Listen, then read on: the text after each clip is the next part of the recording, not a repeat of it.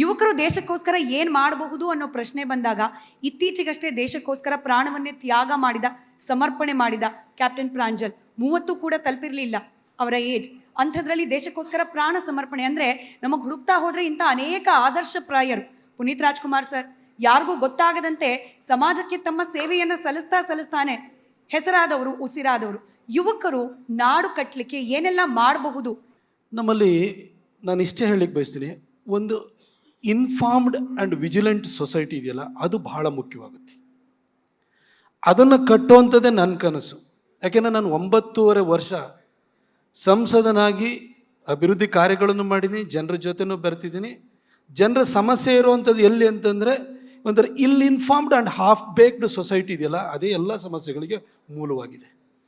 ನೀವು ಯಾವುದೇ ಯೂನಿವರ್ಸಿಟೀಸಿಗೆ ಹೋಗಿ, ಕಾಲೇಜಸ್ಸಿಗೆ ಹೋಗಿ, ಪಾಲಿಟಿಕ್ಸ್ ಇರ್ಬೋದು, ಸೊಸೈಟಿ ಇರ್ಬೋದು, ಅಥವಾ ಯಾವುದೇ ವಿಚಾರಗಳು ಇರ್ಬೋದು, ಅದ್ರ ಬಗ್ಗೆ ನಮ್ಮ ಯಂಗ್ಸ್ಟರ್ಸಲ್ಲಿ ಒಂದು ಡೀಪ್ ಅಂಡರ್ಸ್ಟ್ಯಾಂಡಿಂಗ್ ಅನ್ನೋದೇ ಇರಲ್ಲ. ಆದರೆ ಎಲ್ಲದ್ರ ಬಗ್ಗೆನೂ ಕೂಡ ಅವರು ಜಜ್ಮೆಂಟಲ್ ಆಗಿರ್ತಾರೆ. ನೀವು ಸೋಷಿಯಲ್ ಮೀಡಿಯಾನೇ ತೆಗೆದು ನೋಡಿ, ನೀವು ಅದು ಯಾವುದೇ, ಅದನ್ನು ಇನ್ಸ್ಟಾನೇ ಹೋಗಿ, ಅದು ಫೇಸ್ಬುಕ್ ಹೋಗಿ, ಟ್ವಿಟರ್ಗೆ ಹೋಗಿ, ಎಲ್ಲೇ ಹೋಗಿ, ತಮ್ಮ ಅಭಿಪ್ರಾಯ ಅದ್ರ ಬಗ್ಗೆ ಅರ್ಥನೇ ಮಾಡ್ಕೊಳ್ಳೋದಲ್ಲ, ಅಭಿಪ್ರಾಯನ ಕೊಡೋದ್ರಲ್ಲಿ ಬಹಳ ಮುಂದೆ ಇರ್ತಾರೆ.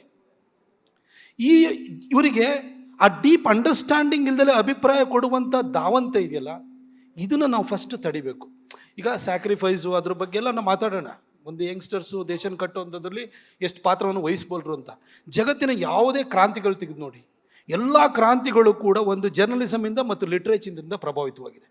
ಆಗಿರುವಂಥ ಜರ್ನಲಿಸ್ಟ್ ಹೇಗಿದ್ದು, ಲಿಟ್ರರಿ ವರ್ಕ್ ಹೇಗಿತ್ತು, ಅದರಿಂದ ಇನ್ಸ್ಪೈರ್ ಆಗಬೇಕು ಅಂತಂದರೆ ಅವರು ಯಾವ ಡೀಪ್ ಅಂಡರ್ಸ್ಟ್ಯಾಂಡಿಂಗಿಂದ ಬರಿತಾ ಇದ್ರು, ಓದ್ಕೊಳ್ಳುವಂಥ ಒಂದು ವ್ಯವಧಾನನೂ ಕೂಡ ನಮ್ಮ ಯಂಗ್ಸ್ಟರ್ಸಲ್ಲಿ ಇತ್ತು. ಇವತ್ತು ಯಾರಿಗೂ ಕೂಡ ಒಂದು ವಿಚಾರದ ಬಗ್ಗೆ ಆಳವಾಗಿ ತಿಳ್ಕೊಳ್ಳೋದಲ್ಲೇ ಅಭಿಪ್ರಾಯವನ್ನು ರೂಢಿಸ್ಕೊಂಡು ಆ ಅಭಿಪ್ರಾಯವನ್ನು ಬಹಳ ತೀಕ್ಷ್ಣವಾಗಿ ಸೋಷಿಯಲ್ ಮೀಡಿಯಾದ ಮುಖಾಂತರ ವ್ಯಕ್ತಪಡಿಸಿ ಬೇರೆಯವ್ರನ್ನ ವಾದದಲ್ಲಿ ಸೋಲಿಸುವಂತಹ ಒಂದು ಮನಸ್ಥಿತಿ ಇದೆಯಲ್ಲ, ಈ ಮನಸ್ಥಿತಿನ ಫಸ್ಟ್ ಬದಲಾಯಿಸಿದಾಗ ಮಾತ್ರನೇ ನಾವು ಯುವಕರದ ಅವರ ಒಂದು ಎನರ್ಜಿ ಏನಿದೆಯಲ್ಲ ರೈಟ್ ವೇನಲ್ಲಿ ಚಾನಲೈಸ್ ಮಾಡಿ ನಾವು ಕನಸಿನ ಕರ್ನಾಟಕ ಇರ್ಬೋದು, ಕನಸಿನ ಭಾರತ ಇರ್ಬೋದು, ಇದನ್ನು ಕಟ್ಟಲಿಕ್ಕೆ ಸಾಧ್ಯ. ನಾನು ಬೇಸಿಕ್ಸಿಗೆ ಹೋಗ್ತೀನಿ. ನಾನು ಯಾವುದೋ ದೊಡ್ಡ ಯಾವುದೋ ಚಿಂತನೆಗಳನ್ನ ನಾನು ಹೇಳಲಿಕ್ಕೆ ಹೋಗಲ್ಲ. ಮನುಷ್ಯನ ಮನಸ್ಥಿತಿನ ಫಸ್ಟ್ ಬದಲಾಯಿಸುವಂತ ಅಗತ್ಯ.